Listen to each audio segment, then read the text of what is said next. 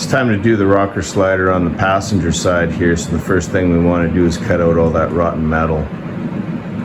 So what we want to do is we want to cut out all the rotten metal. You can't, you basically got to get rid of it and replace it. That's the only real proper way to fix it. So we're going to cut out all this rotten metal, everything we don't need, and whatever we can salvage, we'll salvage.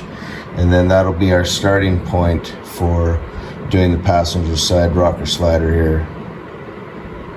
We're cutting out some of this rotten, rusted up metal out of the bottom here, and we pretty much cut it level with the floor all the way along as we follow that to the front. Next, what we're going to do is we're going to attack this. We're going to remove that one up in the front, and we're going to remove this one back here in the back, and that is so that we can make our receivers like we did on the driver's side. It'll match up the same as the other side there. Here's our arsenal of tools right here to remove all that rusted metal that we had underneath there. We got the spot welder drill bit in there to remove the spot welds where we can. Sometimes you can't get in there if it's real tight up against a corner of the frame or something like that. And then we've got just a chisel and hammer to get in those tight spots you can't get at with the spot weld. And sometimes you got to massage it loose with the chisel and the hammer anyway. And then we also got the small and the large zippy disc there with a blending disc at the back, and that's to remove all the rust off the metal when we've removed everything that was a finished prep, is to kind of get as much rust off there as we can. Underneath here you can see where we've removed our back support that was in there. So we've removed that. We've tried to clean up the metal with the blending disc there. We cut the rusted metal that was on the edge here all the way along, and then what I did was I kind of massaged that over with the hammer. I've just massaged it over towards the floor this way all the way along. Up front there, we also removed that support metal that we had up there as well. Now is a good time to get at these ones here. So these are basically, you see that screw? So these screws stick out here, and these screws are basically holding on the inner panel.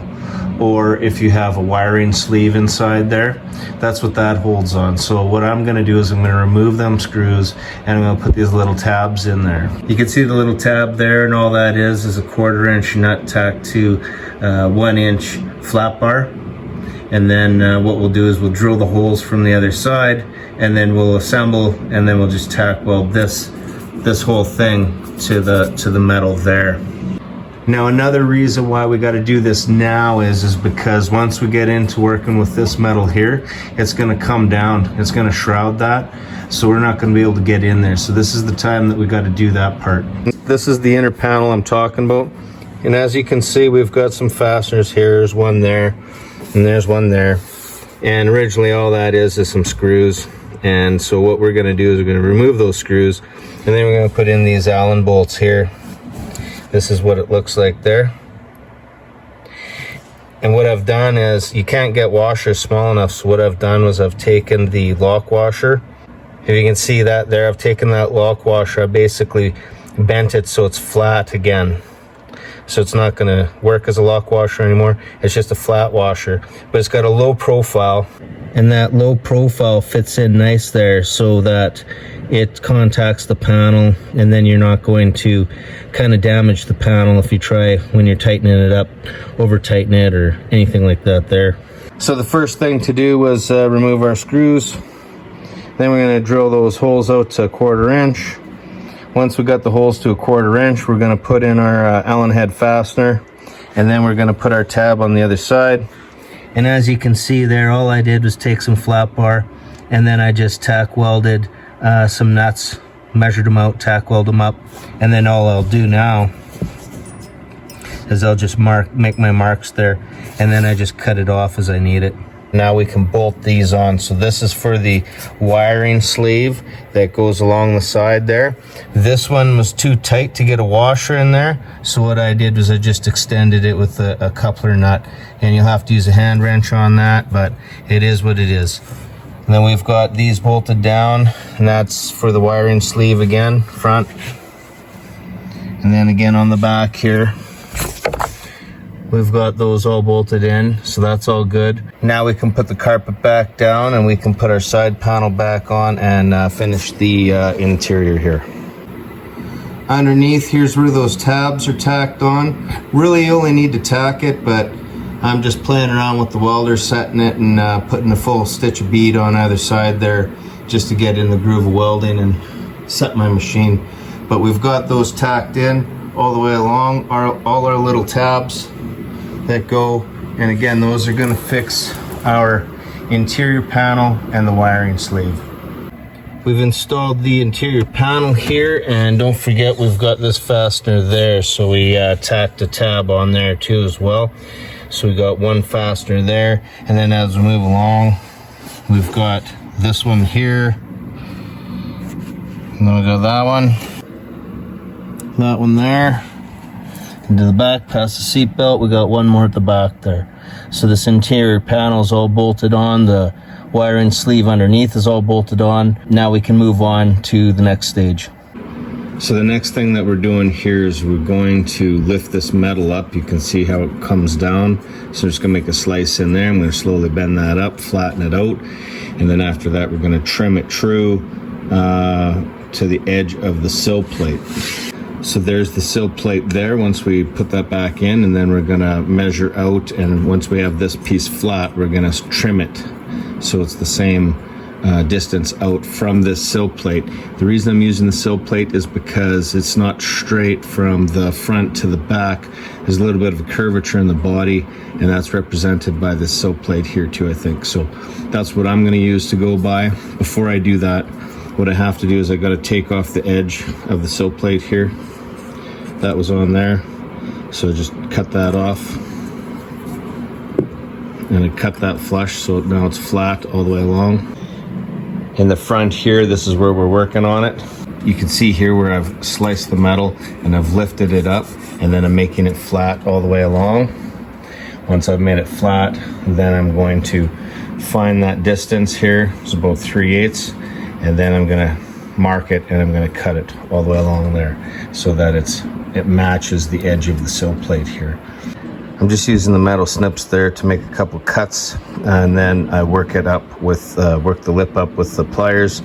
After that, then I'm gonna use the hammer and the dolly there, and I'm gonna flatten it out. And once it's all flat, then I'm going to mark it, and then I'll slice off what I don't want with the zippy disc there. We're mocking up this little 90-degree edge here on the bottom. That's going to be our starting point. And what we did was remove the doors and the fender to help us along with that. So just in removing the doors, you just got your top hinge, your bottom hinge, and then you're going to have some wiring to disconnect there. On the inside here, here's that disconnect on the wiring there. And again in the front, you got your top hinge, bottom hinge, and then disconnect that plug. Easily remove those two doors there. Along here we had our fasteners on the bottom that weren't even on anymore because it's all rusted out, but we do have a fastener right here. And then this one here, you can't get at this. You gotta come in with a screwdriver or a blade or something, and you gotta like kind of from this side here, you're gonna work away and you're gonna break that connection of this stuff here from the fender, and then it'll free it up. After that, we just got a series of bolts on the top here. You'll remove those as you go and disconnect it there.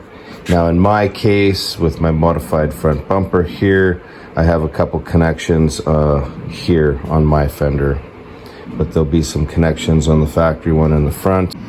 In my case, I also had to remove these two lights to get at my connectors. I have another connector that goes in there onto the fender. After removing those doors, we went along underneath this 90-degree here, and we bent that lip up all the way, and then we used a hammer and dolly to kind of flatten it down. Now it's not going to stay true. We're going to end up tacking it to this to keep it true. That's why we got this 90-degree. So this is a nice finished edge to work with, and it's going to be our support for this metal here. The first thing I did was I want to fit it into this back corner. So just grab a piece of cardboard or paper, like heavy paper stock, and I put that in there, and then I just tweak this and adjust this until I get to the shape that I want, and then I transfer that to the metal and we just cut it into the same shape there. So then this is our starting point. In my case, the length of this material only goes so far, so I had to buy 2 of them and connect it here.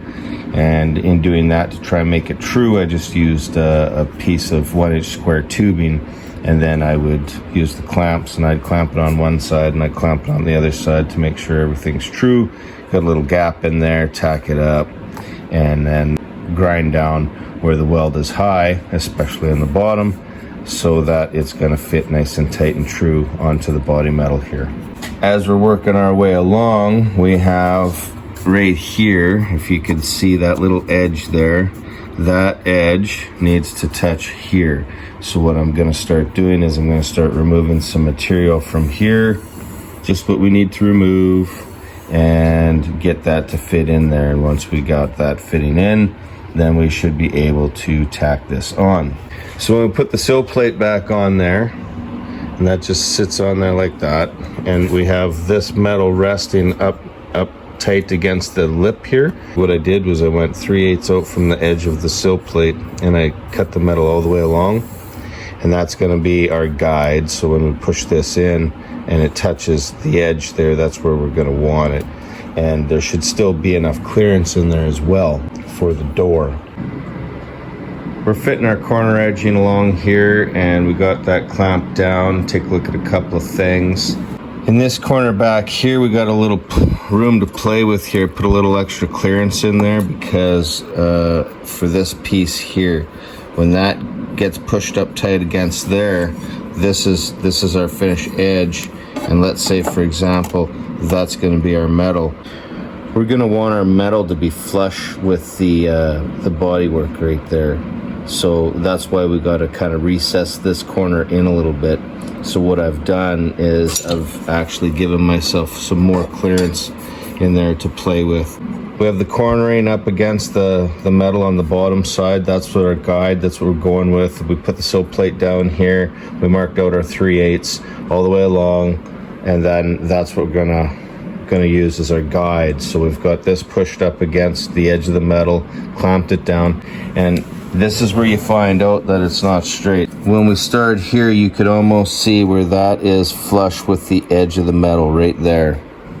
And as we work along, we're going to find that it starts to encroach into the hole here more and more until at the very end, it basically covers the whole thing. So this is what's showing us that the body metal kind of curves inward as we go from the back of the vehicle to the front of the vehicle. Again, what we're going to need to do to compensate for that is we're going to put some relief cuts on this edge here when we get to that point for the bottom metal. But right now, what I'm going to do is I'm just going to mark out where these holes need to be, and I'm going to remove the metal that needs to be removed for that. We don't need to get fancy with that. All we got to do is simply cut a piece of metal out, you know, a little oversized, just so we have clearance for that hole. And we'll do the same for all of these other ones. We're just going to cut enough material out to get in there so that hole will be exposed. And this is the sill plate's going to cover it anyway, so it doesn't need to be really precise. Our relief cuts are going to be down here, either, you know, however you want to do it. Usually probably want to do it where you already got a hole here, so you'll make a relief cut as you need to, and then that's going to help us form that side metal in. On this piece here, we've got some metal that's sticking down there. You might be able to see the edge. So what I did was I made a mark there, and then when I remove this piece again, then I'm going to measure down, I'm going to cut it, and then I'm going to bend it up in a 90 to lift it up underneath it here. Over here, that rusted metal in there's still going to have to be some work done there, likely be replaced, but once we get to that, that'll be with the fender portion.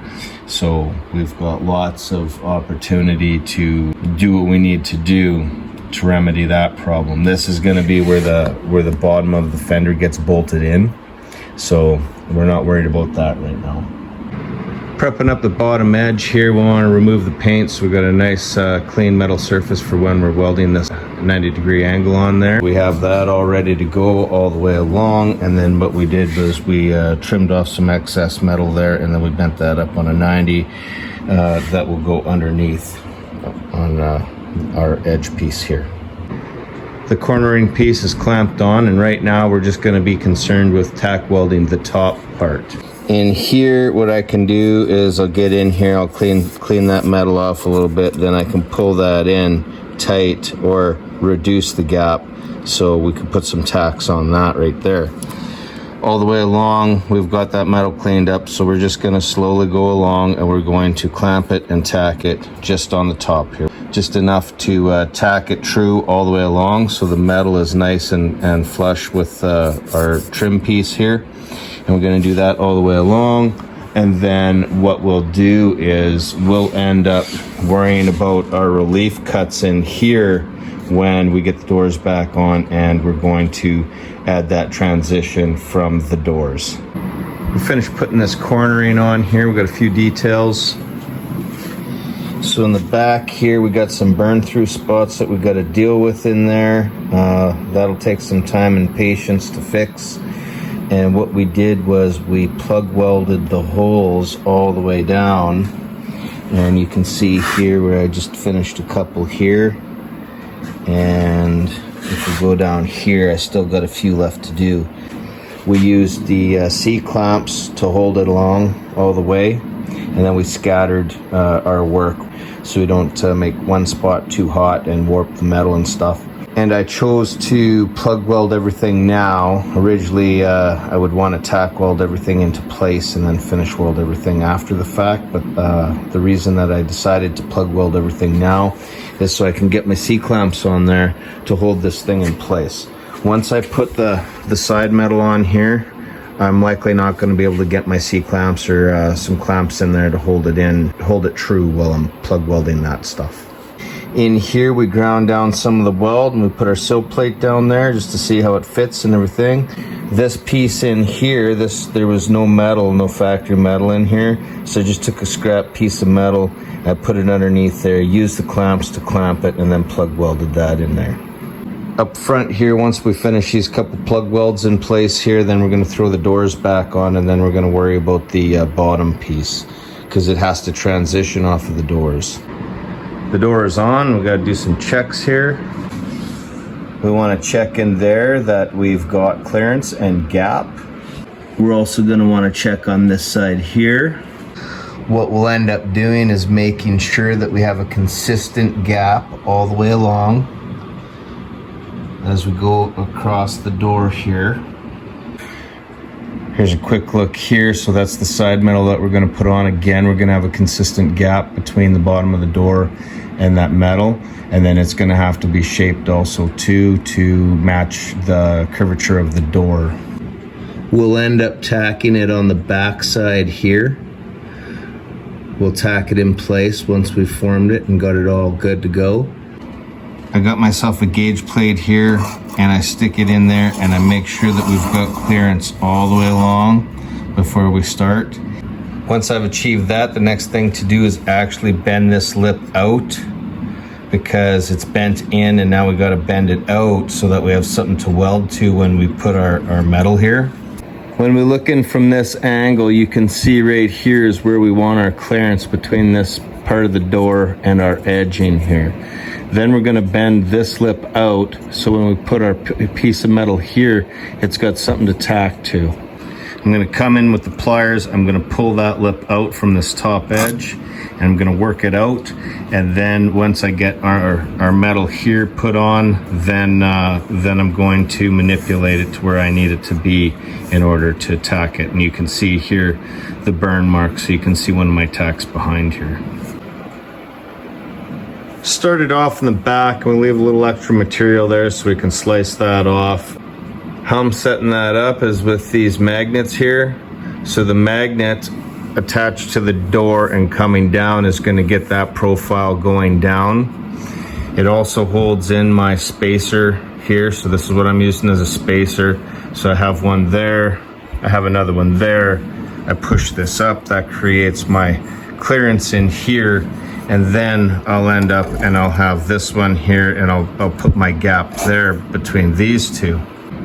As it is right now, that's sticking out because that lip that we bent out now has to be bent in, and you can tell that by the magnet because it's not following the profile of the door. So what I will end up doing is I'll be manipulating that edge to push it back in to get it to where I need it to be, and then I'll tack weld everything together again. Along here you can see where my tacks are behind the metal, and then I've got a couple of tacks here to join these two, and again in there behind the metal. Up top here, when we put that on there, we've tacked it down on the bottom here, and it ends up leaving us with a gap between the here and the metal.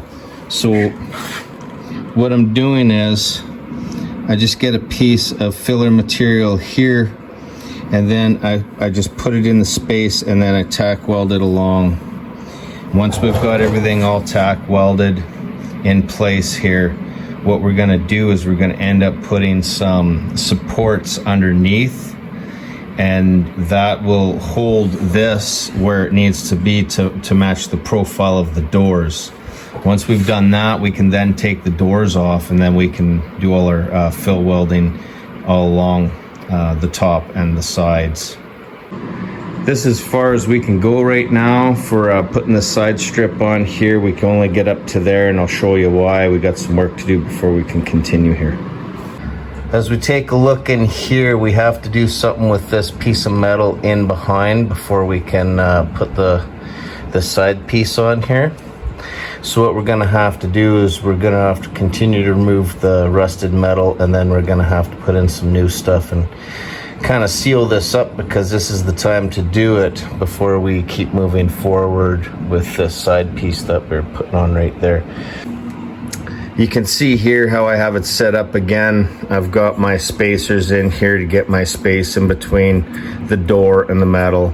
Same gap I've got going on here. C-clamp, hold this all true while we tack that together. But as it is right now, we're gonna have to remove this and fix that metal in behind there before we continue with this piece. Now with that piece taken off there, you can see this is where we got access to clean that up there. What we're gonna want is we're gonna want a straight cut along the top, and we're gonna wanna fill that metal in. And what I did on the other side was, once I make a straight cut along here, make this true and straight, I'll get a piece of metal that goes from here to there, and I'll tack that along, and then we have to box in this front piece in here. So we'll be removing more metal in here where it's all rusty, and then we'll put in some new stuff, and we'll box this void space in, and then we can continue.